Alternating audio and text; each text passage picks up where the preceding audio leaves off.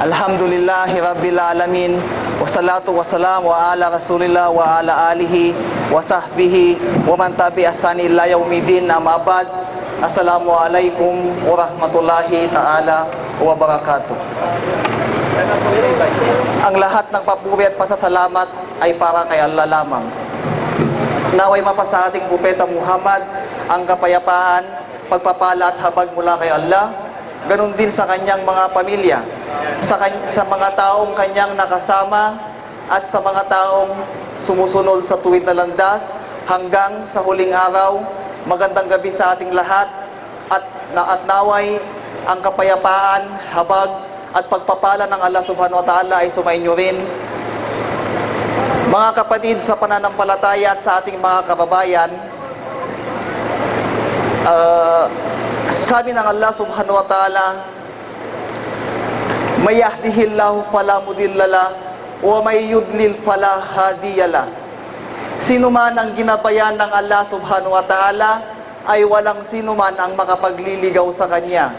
At sino man ang hindi niya ginabayan ay walang sino mang makapagbibigay patnubay sa kanya.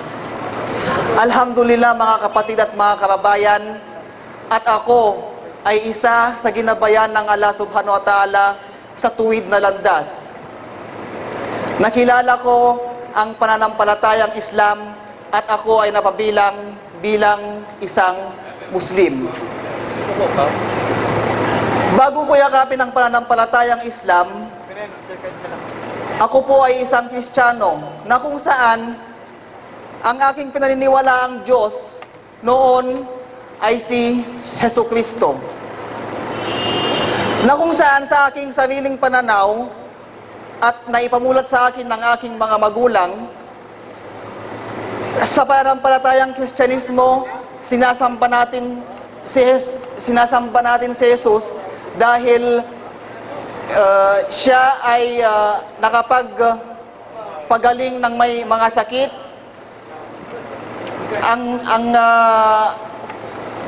Ang may ketong ay kanyang napagaling at ang pilay ay kanyang napalakad, at sa mga iba pang mga himala na kanyang nagawa. At isa pa, pinaniniwalaan ng mga Kristiyano na si Jesus ang Diyos dahil ipinanganak siyang walang ama at ang kinikilalang kanyang ama ay ang Diyos Ama.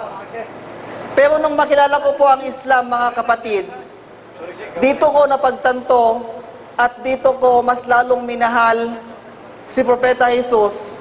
Dahil sa pananampalatayang Islam, nakilala ko na siya ay isang propeta lamang.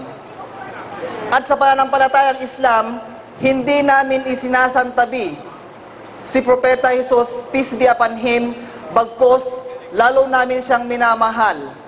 Kung tutuusin mga kababayan at mga kapatid, kaming mga Muslim ang matatawag na mga Kristiyano. Bakit?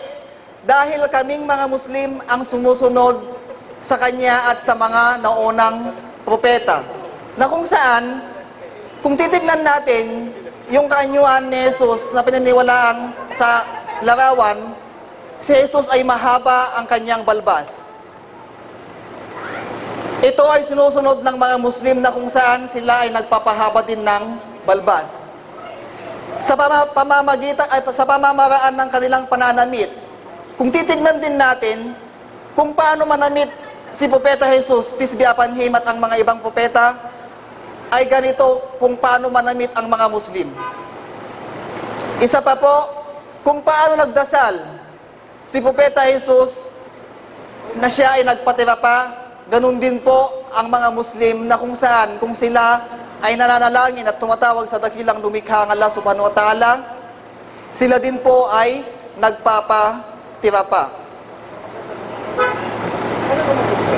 Kung titignan natin mga kapatid at mga kababayan, lahat ng mga sekta ay nagkiklaim na sila ang katotohanan.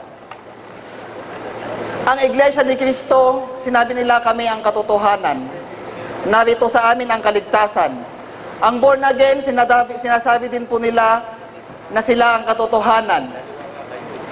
Ang mga Mormon, sinasabi din nila na sila din ang katotohanan. At mga ibang sekta pa, gaya din ng Kristiyano, sinasabi din nila na sila ang katotohanan. Pero sasabihin din namin, mga kapatid, na ang Islam ang katotohanan. Alam nating lahat na ang mga relihiyon ay nagtuturo ng kabutihan, pero hindi lahat ay nagtuturo ng katotohanan maliban lamang sa Islam. Paano po ba natin malalaman ang relihiyon ay tunay? So halimbawa po, ihahalin tulad ko po ang relihiyong Islam sa isang ginto.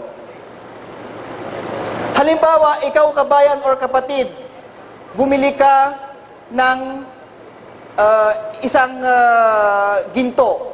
Paano mo ba ito mapapatunayan na tunay? Siyempre tayo, para malaman natin kung tunay ito, ipapa-appraise natin sa appraiser.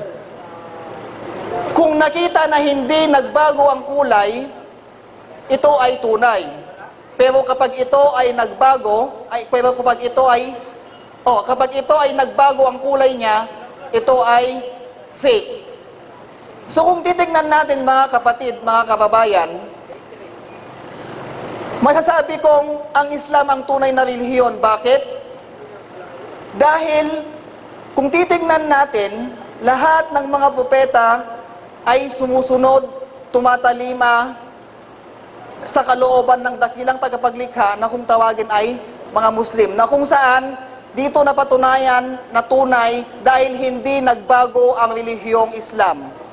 Na kung saan, kung ano yung mga ginagawa ng mga propeta mapahanggang noon, ay ganun pa rin ang ginagawa ng mga Muslim mapasa hanggang ngayon, 1,400 years ago.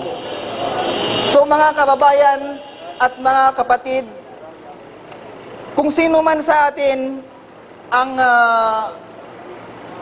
may malawak na pag-iisip na kung saan na napatunayan natin ang tunay na relihiyon, huwag po tayong magdalawang isip na saliksikin ito or pag-aralan ito. At insyaallah, kayo din po ay gabayan ng Allah subhanahu wa ta'ala.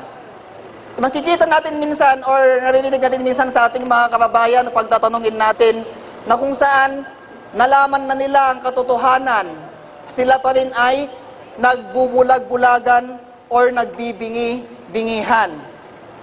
So mga kapatid, kung nalaman na natin ang katotohanan, huwag tayong mahiya na lumapit sa mga kapatid na Muslim na inshallah is yakapin din natin ang pananampalatayang Islam. Huwag sana nating sabihin na tsaka na, siguro pag exit ko na lang, pag uwi ko na lang, or saka na pag tumanda na ako. Subhanallah. Dito sa bansang Islamiko, particularly Saudi, Qatar, Oman, Abu Dhabi, dito sa Islamic country, dito sa Middle East, mga kapatid, hindi natin may pagkakaila na kung saan dito sa Islamic country ay naipapahayag sa atin ang relihiyong Islam.